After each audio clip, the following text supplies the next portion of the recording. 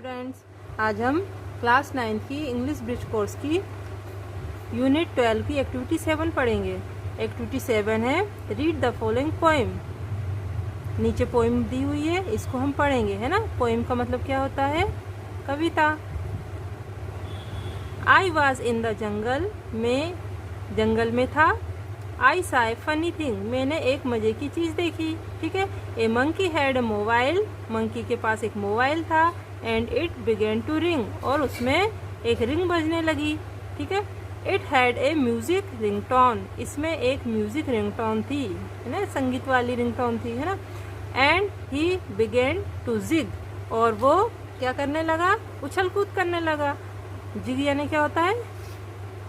उछल कूद करना। म्यूजिक यानी संगीत।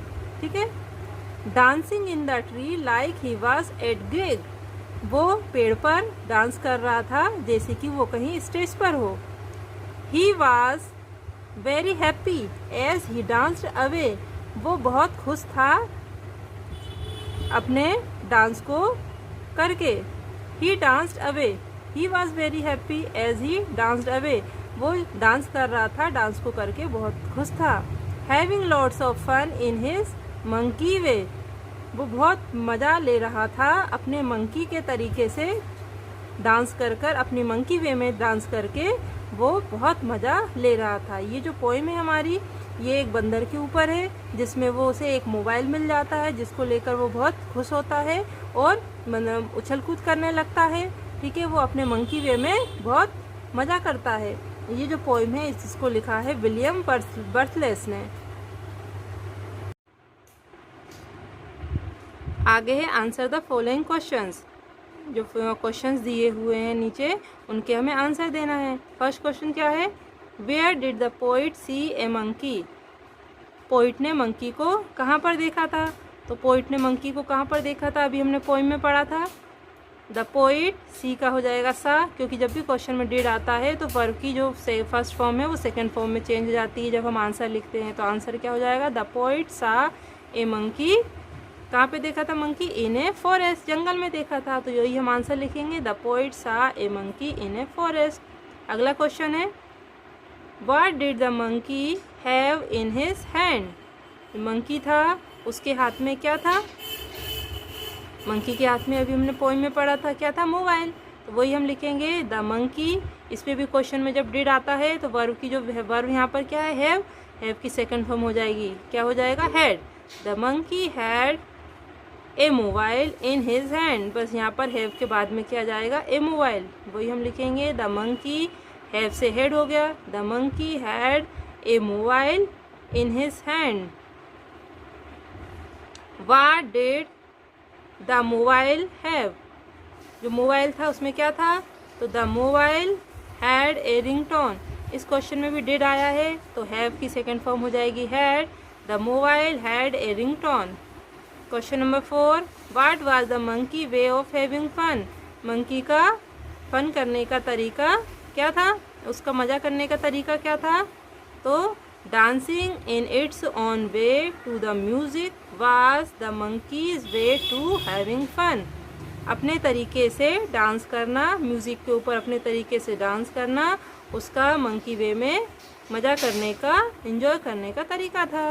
हम पढ़ेंगे अगली एक्टिविटी जो है 8। इसमें क्या करना है? Complete the sentences with past continuous tense form of words in brackets. Complete the sentences, इन सेंटेंस को हमें कंप्लीट करना है with past continuous tense. Past continuous है ना, पास्ट कंटिन्यूअस टेंस की फॉर्म के साथ में हमें इन सेंटेंस को कंप्लीट करना है। जो वर्ड हमें ब्रैकेट में दिया गया है, वर्ड जो हमें ब्रैकेट में दिया गया है, इसकी हमें पास्ट कंटिन्यूअस फॉर्म बनाना है और फिर सेंटेंस को कंप्लीट करना है। तो ये हमें पता होना चाहिए कि पास्ट कंटिन्यूअस टेंस का स्ट्रक्चर क्या होता है? सब्जेक्ट प्लस वाज और वर आता है, प्लस वर्ब की आईएनजी फॉर्म आती है, प्लस ऑब्जेक्ट। ठीक है। तो इसमें मेन क्या होता है? वर्ब के साथ में आईएनजी लगता है और वास या वर आता है, सिंगुलर के साथ वाज आता है और प्लूरल के साथ हमेशा वर आता है। यानी एक वचन जब होगा तो वाज आएगा, ठीक है, एक वचन में या सिंगुलर में वाज आएगा और बहुवचन में या प्लूरल में क्या होगा, वर आएगा। ये बहुवचन के साथ वर आएगा और सिंगुलर के साथ वाज आएगा। फर्स्ट दिया है हमें द मनी, द मंकी है, ये मनी गलती से लिखा गया है, द MONKEY है ये। The monkey dance in tree with a mobile in his hand. तो monkey was dancing, monkey was क्योंकि मंकी एक है, द मंकी यानी बंदर, the monkey was dancing DANCING, the monkey was dancing in tree with a mobile in his hand. Monkey dance कर रहा था अपने हाथ में मोबाइल लेकर, है ना, एक पेड़ पर मंकी हाथ में मोबाइल लेकर डांस कर रहा था। तो इसमें क्या आ जाएगा, वाज लगेगा और डांस में ING लगेगा, डांसिंग।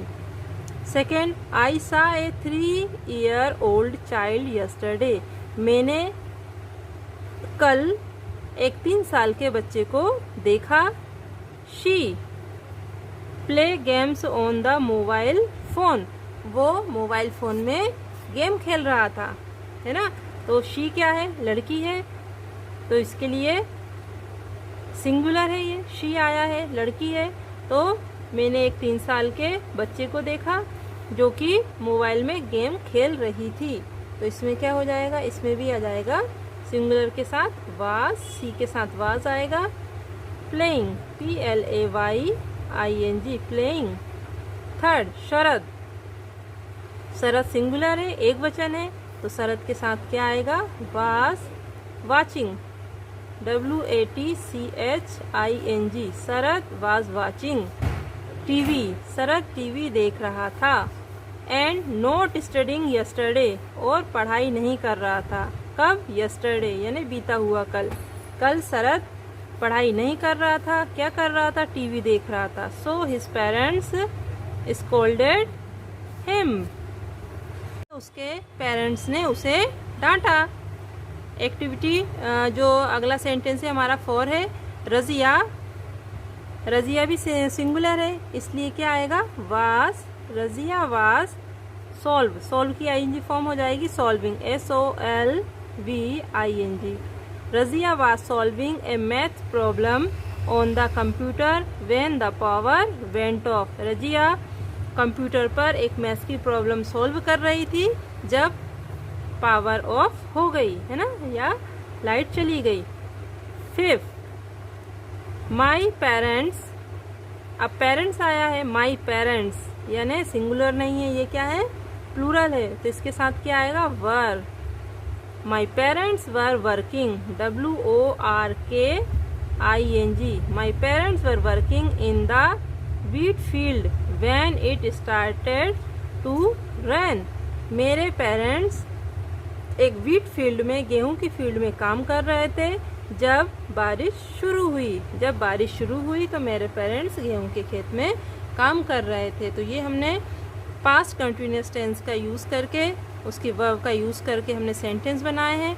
तो हमें इस सेंटेंस को ध्यान रखना है, इस स्ट्रक्चर को, कि पास्ट कंटिन्यूअस में क्या होता है कि हमेशा वर्ब की ING फॉर्म आती है और वाज और वर्ब में से हमें एक चीज़ लगाना होती है, सिंगुलर के साथ वाज आता है और प्लूरल के साथ वर आता है। ये एक्टिविटी है 9। क्या दिया है इस एक्टिविटी में, क्या करना है हमें, the mobile phone has some advantage and some disadvantage.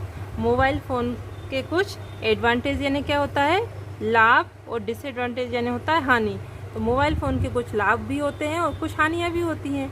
Work in group of 3 and 4 and list 2 advantage and disadvantage each about mobile phone.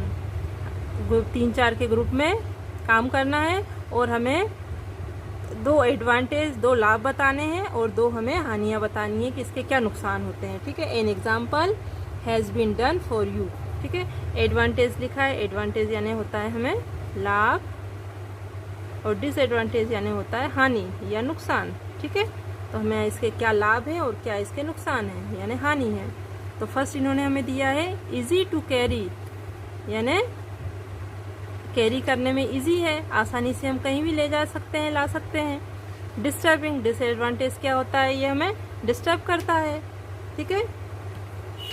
Second में हम इसमें क्या लिखेंगे, गुड फॉर एंटरटेनमेंट, क्या है, गुड फॉर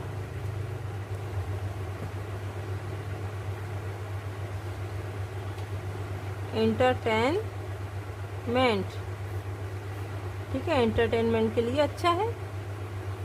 इसका हो जाएगा बैड फॉर आइज, जो मोबाइल है वो आँखों के लिए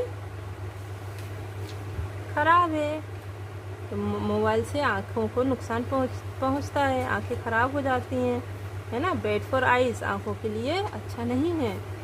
थर्ड है, थर्ड में हम क्या लिखेंगे, वेरी यूज़फुल इन इमरजेंसीज, यानी कभी कभी इमरजेंसी हो जाती है, अचानक से हमें किसी से कुछ बात करना होती है, तो इमरजेंसी में बहुत ज़्यादा यूज़फुल है, यूज़फुल इन इमरजेंसीज, EMERGENCY, इमरजेंसी, ठीक है, यूज़फुल इन इमरजेंसी, इमरजेंसी में बहुत उपयोगी है।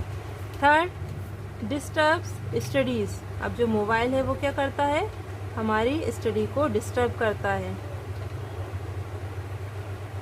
डिस्टर्ब्स स्टडीज़, जब हम मोबाइल देखते हैं तो जो हमारी स्टडी है वो क्या होती है, डिस्टर्ब होती है, ठीक है।